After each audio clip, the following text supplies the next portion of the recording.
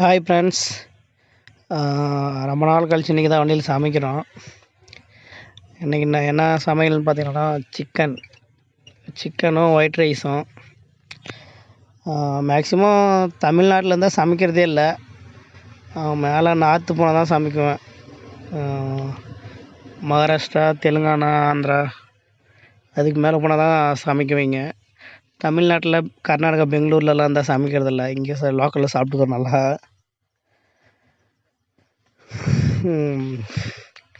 ஆஃபீஸில் இன்றைக்கி தூத்துக்குடியில் ஆல்ட்டு. சரி, சண்டே. சரி, நான் மேக்ஸிமம் சமைக்க மாட்டேன். கூட இருக்கிற ஆளுங்க தான் சமைக்கலாம்டா, இன்றைக்கி சிக்கன்ஸ் இதெல்லாம் எடுத்து சமைக்கலாம் அப்படின்னா நண்பர்கள் எல்லாம். சரி, அதனால் சமைக்கல அப்படின்னு சொல்லிட்டு சிக்கன் எடுத்துகிட்டு வந்தேன்.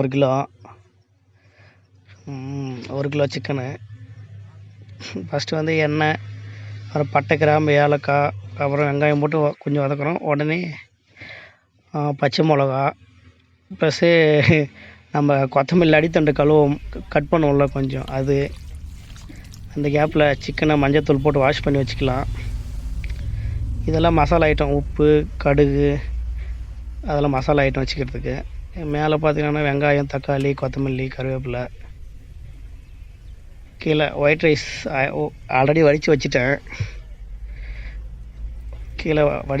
சிக்கன் மட்டும் ஆச்சுன்னா சாப்பிட்றலாம். எண்ணெய் நல்லா பொரிஞ்சு வந்துடுச்சு. தக்காளி லைட்டாக சேர்த்திட்டு லைட்டாக உப்பு போட்டுப்போம். கறி போட்டு லைட்டாக உப்பு போடலாம். இன்னும் அப்போ தான் நல்லா கறியில் உப்பு நல்லா மிக்ஸ் ஆகி ஊறும்.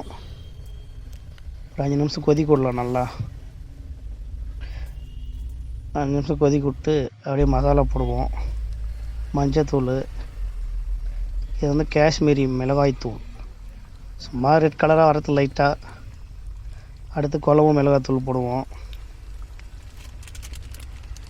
சிக்கன் மசாலா போட்டு குழம்பு மிளகாய்த்தூள் போட்டு அப்படியே ஒரு 1/4 மணி நேரம் வச்சோம்னா, 1/4 மணி நேரம் நல்லா தண்ணி கொஞ்சம் சேர்த்து ஒரு 2 டம்ளர் தண்ணி சேர்த்து ஒரு 1/4 மணி நேரம் கொதிக்க விட்டோம்னா, அதுக்கப்புறம் நல்லா கெட்டியாக கிரேவி மாதிரி இறக்கிடலாம். ஏன்னா ஒரு 3 பேர் தான் இருக்கிறோம். ஒரு வேளை மட்டும் தான் நைட்டுக்கு வேறு எதாவது ரசம் வச்சுக்குவோம்.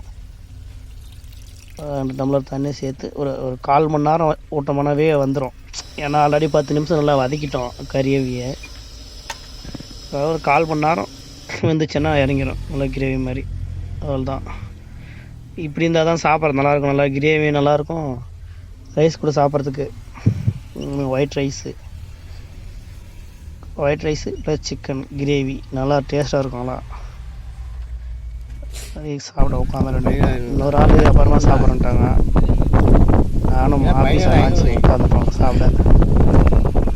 தூத்துக்குடி நியர்பை இருக்கிறவங்க வாங்க சாப்பிட்லாம். எங்கள் ஃப்ரெண்ட்ஸ் எல்லாம் ஆஃபீஸுக்கு வாங்க, எல்லோரும் சாப்பிட்லாம். செலவு 500 அங்கே